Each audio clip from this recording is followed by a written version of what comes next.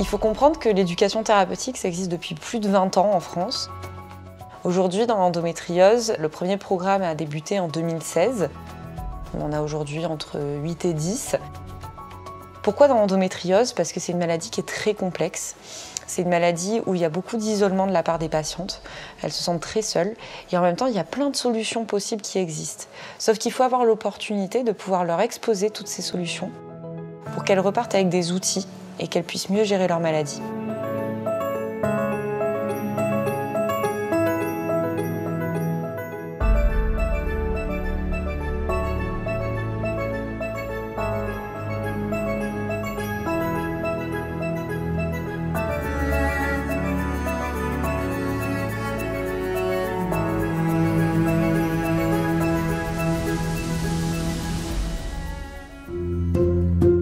Alors l'éducation thérapeutique dans le cadre de l'endométriose, ça permet aux patients de mieux comprendre sa pathologie.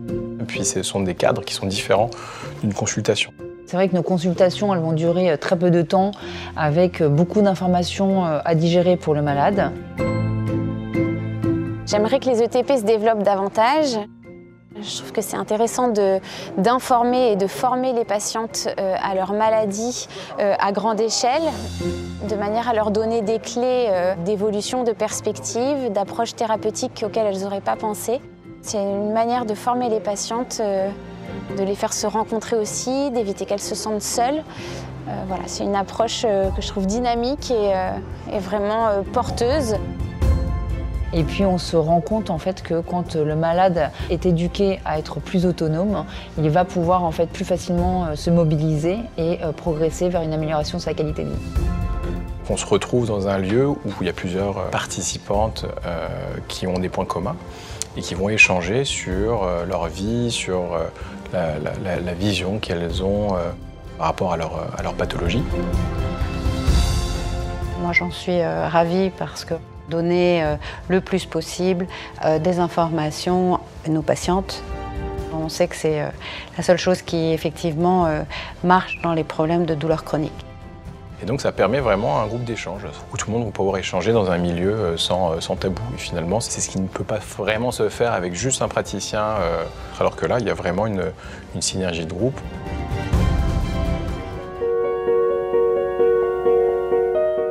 Ça nous permet, nous, de rencontrer des femmes qui rencontrent les mêmes difficultés que nous. Ça nous apporte du soutien, d'abord entre nous, mais aussi de la part des professionnels qu'on rencontre. On se sent moins seul et enfin, on se rend compte qu'il y a des solutions et on commence à voir la lumière au bout du couloir. Ça permet à nous, en tant que patientes, de pouvoir déjà comprendre, mais aussi apprendre à vivre avec, avoir des outils et se sentir moins seul, mais aussi ça donne quand même un peu de puissance parce qu'on se sent impuissant face à la douleur, face à la maladie. C'est tellement fatigant au quotidien de devoir se battre. Je m'intéresse essentiellement à expliquer la problématique des douleurs dans les rapports sexuels qu'on appelle la dyspareunie. Donc mon intervention était essentiellement de présenter pourquoi est-ce qu'on a mal dans les rapports sexuels, qu'est-ce qu'on peut faire et quelles sont les solutions qu'on peut y apporter d'un point de vue toujours pluridisciplinaire. Voilà.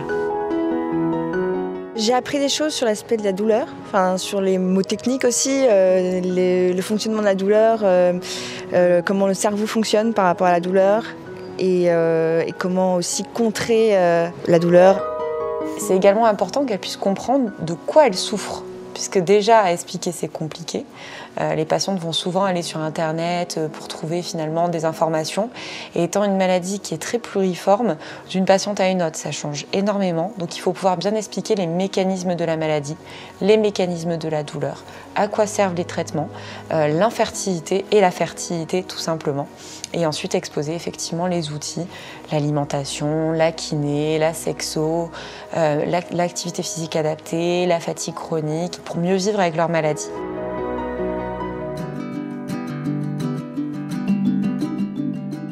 Nous, on a un rôle un petit peu de cohésion et je trouve que c'est vraiment un rôle super important. D'avoir un groupe, une émulation, un peu un forum de discussion où les patientes se retrouvent, voient qu'elles ne sont pas seules. Cette proximité dans un lieu en fait, d'échange est très favorable, notamment pour délier les langues des patients. On peut se mettre plus facilement à la place des malades, notamment dans les discours qu'elles ont besoin d'entendre pour adhérer à la prise en charge. Et après, de mieux comprendre en tant que professionnels ce qu'elles peuvent vivre au quotidien. J'essaye de rendre les ateliers interactifs et j'essaie de créer une dynamique de groupe. C'est un sujet qui peut être sensible. Enfin, quand on touche à l'intime, comme dans le cadre des consultations de sexologie, c'est pas toujours évident de se livrer ou de raconter des événements auxquels on est confronté. Donc ce que ça m'apporte, c'est un échange direct avec des femmes. C'est important pour moi qu'elles sentent que j'ai vraiment envie de les aider. Donc je pense que c'est ça qu'elles ressentent aussi dans les ateliers.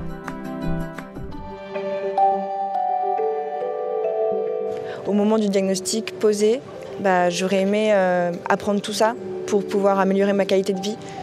Parce que en fait, quand on pose le diagnostic, on est un peu jeté comme ça, bonne chance.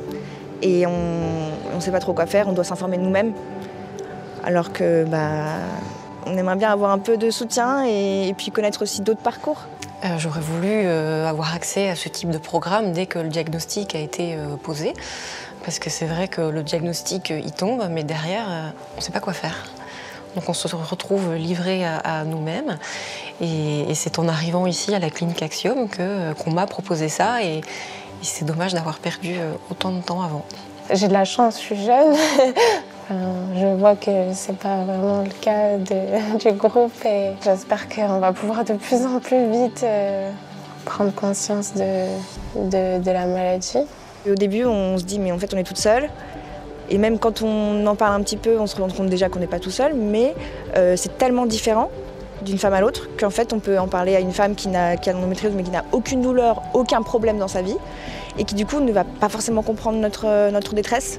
En soi, j'ai mal depuis mes premières menstruations et qu'il y a eu plein de passages difficiles autour des contractions au quotidien, la maternité aussi. Le plus tôt possible, bien sûr, j'aurais aimé, mais déjà, je me sens chanceuse. Donc aujourd'hui, c'est vraiment très important qu'on arrive à développer plus de programmes d'éducation thérapeutique dans l'endométriose sur l'ensemble du territoire. On a pu voir que ça apporte énormément aux patientes, mais également aux professionnels de santé qui interviennent pendant ces ateliers. Puis ça permet aussi de les amener peut-être à un autre niveau. Tout à l'heure, on a posé la question quelles sont les choses positives que peut apporter l'endométriose, et ça a tout de suite mis une note un peu avec des idées qui étaient bonnes pour trouver un petit peu le verre à moitié plein plutôt que le verre à moitié vide. Et ça, c'est pas du médical, mais ça reste de la psychologie et ça reste très important dans une prise en charge. Parce que c'est vrai qu'à la fin du premier atelier thérapeutique, je me suis sentie à la fois chamboulée, positivement et négativement, parce qu'il s'était passé plein de choses pendant cette première journée qui ont remué. J'ai tout de suite vu le côté positif où je me suis sentie beaucoup moins seule. J'ai rencontré des femmes qui étaient dans les mêmes problèmes que moi, d'autres bien pires que moi. Et tout d'un coup, on se sent soutenu et on se sent appartenir tout d'un coup à un groupe de parole. Je sème des petites graines et après, si elles poussent, c'est très bien pour transmettre certains outils de relaxation, d'hypnose, de respiration. Pour les patientes qui ont une maladie chronique. Et non, en général, elles sont assez contentes de cette approche. D'avoir concrètement un plan d'action, des témoignages avec les unes et les autres, de qu'est-ce qu'on peut aménager dans sa vie, c'est hyper enrichissant et ça me fait énormément de bien et ça me donne espoir, ça me réconforte. Ça m'a apporté beaucoup de force dans le sens où déjà je me sens super forte de venir et de participer toute une journée, deuxième journée et tout. Je me sens vraiment fière de moi. Et aussi du courage parce que je vois qu'il y a différents parcours. Ils ne sont pas tous comme le mien et que ça peut s'arranger aussi. Donc ça fait vraiment du bien et puis aussi de voir d'autres femmes qui sont aussi fortes et aussi courageuses et d'entendre tout leur parcours, ça donne beaucoup de soutien et de réconfort en fait. Et puis j'ai rencontré des femmes superbes, alors voilà.